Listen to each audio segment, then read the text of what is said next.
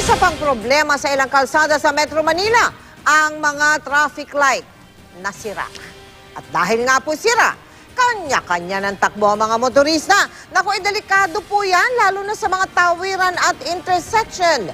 Mula sa Aurora Boulevard sa Cubao sa Quezon City, nakatutok live si Steve Dailisan. Steve! Mel, andito tayo ngayon sa intersection ng Aurora Boulevard at ng Shuttle Street sa Quezon City. At nako, kung umaga dito, Mel, tansyahan talaga yung ginagawa ng mga motorista sa pagtawid sa intersection na ito. Lalo na yan, no, yung mga patawid patungo ng Quezon City at yung mga padiretso, Mel, ng Aurora Boulevard. Lalo na kung gabi, malimit yung aksidente dito. Hindi raw bababa sa 5 aksidente na itatala kada linggo. Paano ba naman kasi, Mel, sira yung kanilang mga traffic signal light? Ayan, no, kagagawa lamang nito, Mel. 3 days ago, nagbiblink-blink yung pulang ilaw. Meron doon, orange yung ilaw na kumukurap-kurap. Isa lamang ito, Mel, dun sa maraming mga traffic signal lights sa Metro Manila na nangangailangan na talaga ng rehabilitasyon.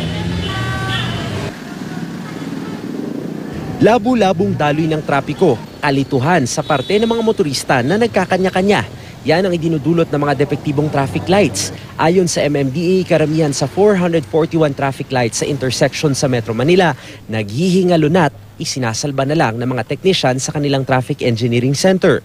Sa loob nga ng isang buwan, di bababa sa 15 traffic lights ang sira. Akala ng mga tao, walang traffic enforcer na gumagalaw, sira yung traffic light na ulanan. Di ba? Ngayon, maulanan, maambunan ng konti. Ano na yun eh? Pag pinasok ng tubig, sira na eh.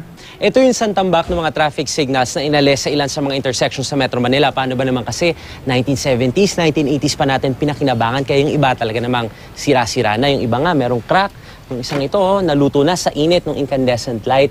Plano ng MMDA ay pagpilian pa yung mga ito. Kung merong mapapakinabangan, ire-retrofit na lamang yung mga LED lights na bago para kahit papano makatipid naman daw sa konsumo ng kuryente.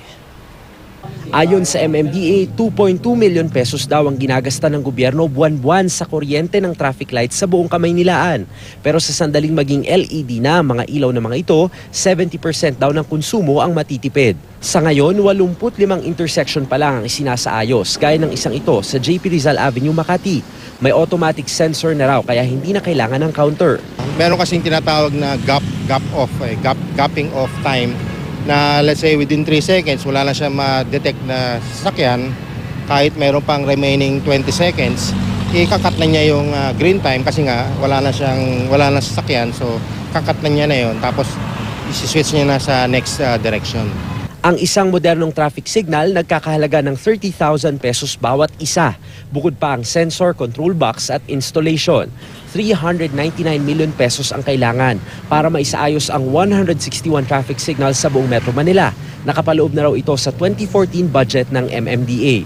Kapag natapos na ang MMDA Metro Base Command Center, doon na raw kokontrolin ang traffic at mas mapapadali rin ang trabaho ng traffic constables. 2 hours from here, pupunta ron, kukuha ng hagdan na naakyat doon mag-ganon sa taas para baguhin yung timer.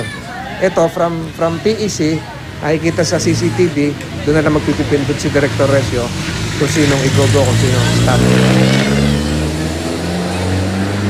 Mel, walang traffic constable na nakasign sa intersection na ito. Madalas yung barker lamang dun sa kabilang kanto kasi meron itong pila ng mga sasakyan patungo ng Fairview. No? Tanungin natin yung motorista siguro dito kung paano sila nag-iingat din. Sir, matanong lang din natin kung paano sila nag-iingat sa pagtawid nila dito. Sir, nahihirapan po ba kayo pag tumatawid kayo kasi syempre walang traffic signal light?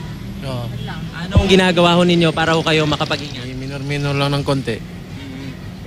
Tingin sa kaliwa kanan, saka tatawid.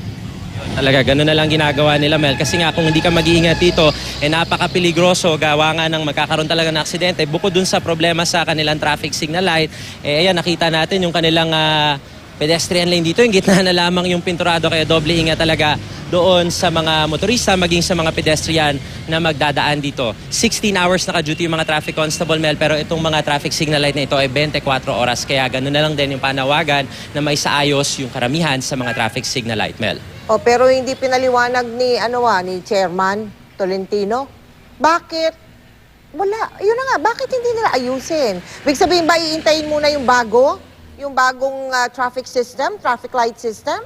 Hindi na nila gagawin yan hanggang ipalit yung magkano, 300 million, whatever? Steve? Ako, ganun kalaki, Mel. Yung iba nga kasi, dahil kapos sa pondo, alam mo kanina nagtsatsaga na lamang yung mga technician doon sa Traffic Engineering Center ng MMDA para kumpunihin. Kasi yung mga materyales para doon, ay nagsara na rin kasi yung kumpanya na supplier natin. Galing yan sa Japan, sa Australia. Kaya yung madalas ang ginagawa nito, yung magagamit pa, yung makakahoy pa doon sa ibang mga signal light, yun yung ikinakabit para mapagana, Mel.